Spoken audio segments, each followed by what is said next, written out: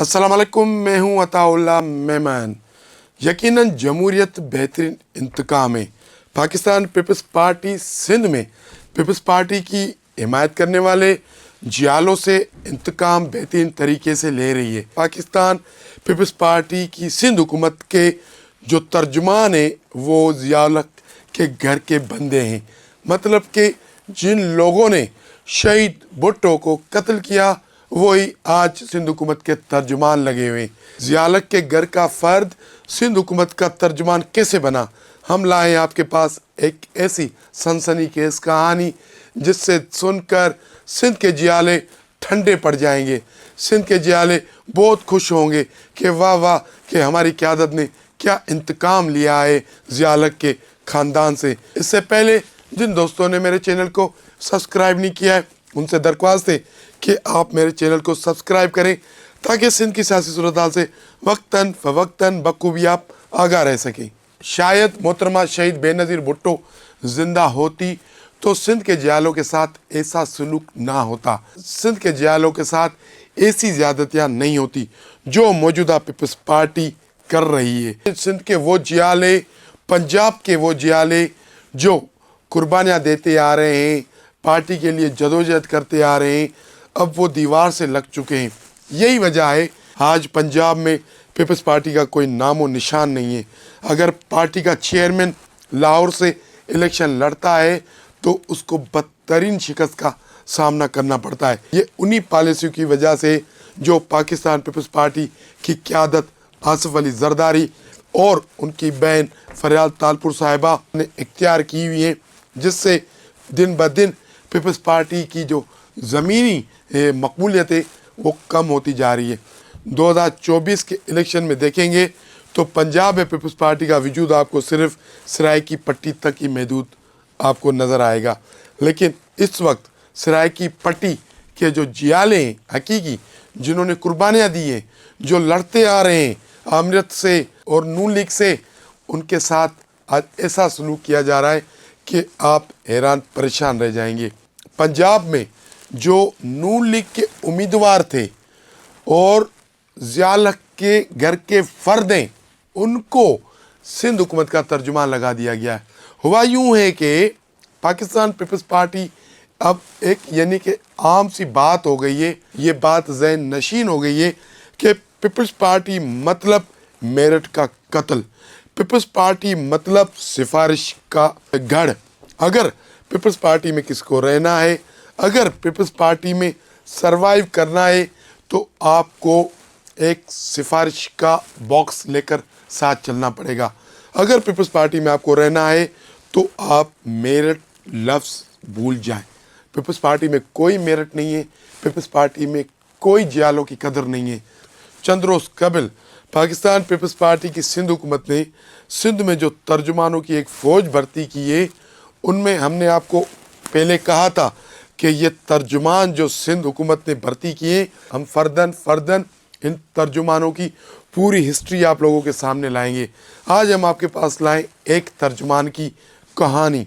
वो तर्जुमान कौन है, उस तर्जुमान का किस ख़ानदान से ताल्लुक़ है और उसकी सियासी हिस्ट्री क्या है। वो सिंध हुकूमत का तर्जुमान बना है, सिंध हुकूमत की नुमाइंदगी करेगा, अवाम में मीडिया में सिंध हुकूमत के गुण गाएगा, लेकिन वो तर्जुमान खुद क्या है, उसकी असलियत क्या है। तो हम आज आपके पास लाएं एक ऐसे तर्जुमान की कहानी जिसका दूर दूर तक पीपल्स पार्टी से कोई ताल्लुक़ नहीं है, लेकिन उसको पीपल्स पार्टी ने अपनी सिंध हुकूमत में तर्जुमान लगा दिया है। अभी जो नोटिफिकेशन जारी हुआ था सिंध हुकूमत की जानिब से 12 तर्जुमान मुकर्रर करने वाला, उसमें इस बंदे का नाम है 5वें नंबर पर। इसका नाम है मिस्टर आमिर हमज़ा रईस। अब ये मिस्टर आमिर हमज़ा रईस कौन है? हमने तो कभी भी पीपल्स पार्टी सिंध में इसका नाम नहीं सुना है। हमने तो कभी भी जियालों में या किसी पीपल्स पार्टी एक्टिविटी में इस बंदे की शक्ल नहीं देखी। अचानक से ये बंदा उतरता है और इसको पाकिस्तान पीपल्स पार्टी की जानिब से सिंध हुकूमत का तर्जुमान मुकर्रर किया जाता है। हम बताते हैं کہ مسٹر عامر حمزہ رئیس کون ہے۔ مسٹر عامر حمزہ رئیس 2024 کے الیکشن میں مسلم لیگ نون کے امیدوار رئیس ابراہیم کے بیٹے ہیں۔ رئیس ابراہیم PPP 267 صادق آباد پنجاب سے نون لیگ کی ٹکٹ پر الیکشن لڑے تھے انہوں نے، اور ان کو شکست کس نے دی؟ دلچسپ بات دیکھیں، پیپلز پارٹی قیادت کو سلام ہے، کیا میرٹ پہ فیصلے کرتے ہیں۔ ان کو شکست دی پاکستان پیپلز پارٹی کے امیدوار رئیس نبیل نے۔ اب رئیس ابراہیم کو پیپلز پارٹی کے امیدوار سے شکست ہو گئی تو پاکستان پیپلز پارٹی کی قیادت کو رئیس ابراہیم کو انعام دینا تو بنتا تھا۔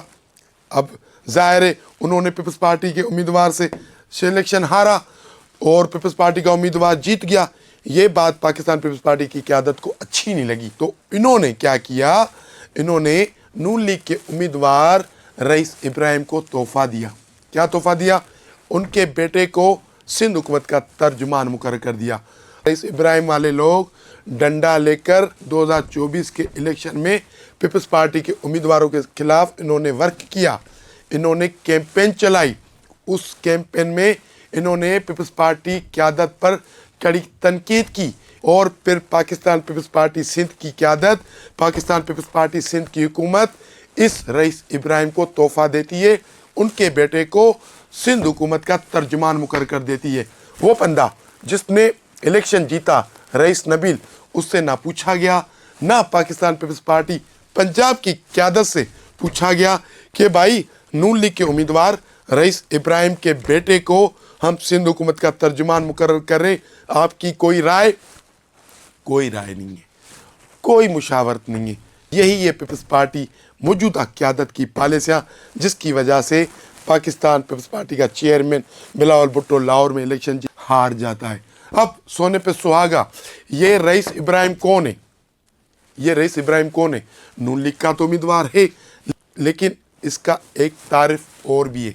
یہ ضیالق جس نے شہید ذوالفقار علی بھٹو کو پھانسی دی، آئے دن پیپلز پارٹی والے روتے رہتے ہیں کہ شہید بھٹو کو ضیالق نے پھانسی دے دی، شہید بھٹو کے ساتھ ظلم ہو گیا، شہید بھٹو نے قربانیاں دی۔ آپ بلاول بھٹو کو دیکھ لیں، آپ زرداری صاحب کو دیکھ لیں، آپ محترمہ فریال تالپور صاحبہ کو دیکھ لیں، آپ سب کو دیکھ لیں، روتے رہتے ہیں شہید بھٹو کو ضیالق نے پھانسی دے دی۔ یہ رئیس ابراہیم ضیالق کے بیٹے اعجاز الحق اور ضیالق کے دوسرے بیٹے انوار الحق کا قریبی دوست ہے۔ یہ تصویریں آپ میں چلا رہا ہوں، یہ آپ میری اسکرین پر تصویریں دیکھ سکتے ہیں۔ یہ رئیس ابراہیم ان کے گھر کا فرد ہے، اعجاز الحق کے گھر کا فرد ہے، بالکل ایسے ہی ہے جیسے اسف علی زرداری صاحب کا دوست ڈاکٹر عاصم صاحب ہے۔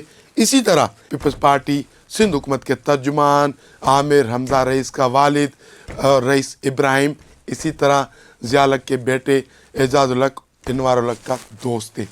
تو یعنی کہ ضیالق کے گھر کے فرد کو سندھ حکومت کا ترجمان مقرر کیا گیا ہے، اور یہاں پر جو جیالے ہیں، جو در بدر ہیں، جو ٹھوکریں کھا رہے ہیں، کوئی منسٹر ان سے ملنے کے لیے تیار نہیں ہے، کوئی MP ان سے ہاتھ ملانے کے لیے تیار نہیں ہے، کوئی MNA ان کو گھاس ڈالنے کے لیے تیار نہیں ہے، لیکن سندھ حکومت اور پاکستان پیپلز پارٹی ان پر مہربان ہوگی جو شہید بھٹو کے قاتلوں کے قریبی رشتہ دار ہو، قریبی ریلیٹو ہو، اور سندھ حکومت ان پر مہربان ہوگی جو لوگ نون لیگ کی ٹکٹ لے کر پیپلز پارٹی کے امیدواروں سے شکست کھائے۔ لیکن پیپلز پارٹی قیادت کبھی بھی اپنے جالوں پر مہربان نہیں ہوگی۔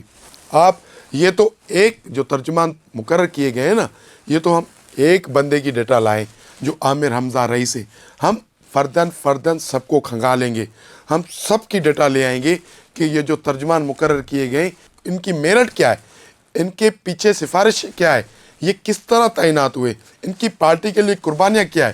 اور دوسری بات، سونے پہ سہاگا، ہمیں ذرائع بتاتے ہیں یہ جو عامر حمزہ رئیس صاحب کو جو سندھ حکومت کا ترجمان مقرر کیا گیا ہے، پنجاب کے بندے کو سندھ حکومت کا ترجمان مقرر کیا گیا ہے، حالانکہ پنجاب میں پیپلز پارٹی والے نون لیگ کو ہر وقت تنقید کا نشانہ بناتے رہتے ہیں، ہمارے کام نہیں ہوتے، ہماری کوئی سنتا نہیں ہے، اسمبلی کی آپ کارروائیاں اٹھا کے دیکھ لیں، یہ مخدوم خاندان، یہ ان کے دوسرے کینڈیڈیٹ، یہ روتے رہتے ہیں نون لیگ کے خلاف، لیکن سندھ حکومت کا کارنامہ کیا ہے کہ نون لیگ کے امیدوار کے بیٹے کو سندھ حکومت کا ترجمان مقرر کر دیا۔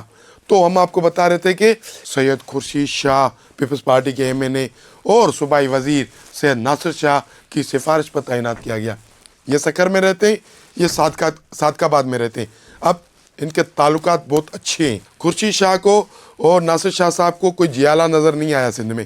خورشید شاہ صاحب کو اور ناصر شاہ کو کوئی بھی ایسا جیالہ جو ہر وقت چیئے بھٹو کے نعرے لگائے، ہر وقت ایک زرداری سب پہ باری نعرے لگائے، ہر وقت جو وزیر اعظم بلاول بھٹو کے نعرے لگائے، ان کو ایسا کوئی شخص نظر نہیں آیا۔ ان کو نظر کون آیا؟ ان کو شہید بھٹو کے قاتل کے فرزندوں کا دوست اور نون لیگ کی ٹکٹ پر پیپلز پارٹی کے امیدوار سے شکست کھانے والے امیدوار کا بیٹا نظر آیا، اور ان دونوں نے مل کر سفارشات کر کے اور ایسا ماحول بنا کر پنجاب کے یعنی کہ نون لیگ کے امیدوار کے بیٹے کو سندھ حکومت کا ترجمان مقرر کروا دیا، اور جو سندھ کے جیالے ہیں وہ در بدر کی ٹھوکریں کھائیں۔ اگر سندھ حکومت میں کوئی مزے پائے گا تو وہ ضیاء الحق کے گھر کا فرد پائے گا۔ ان ساری سٹوری سے آج کے لیے اتنا ہی۔ کل ملیں گے کسی اہم موضوع پر، کسی اہم ایشو پر۔ آپ سے ہماری درخواست ہے کہ آپ ہمارے چینل کو لائک کریں، شیئر کریں، سبسکرائب کریں۔ بہت شکریہ۔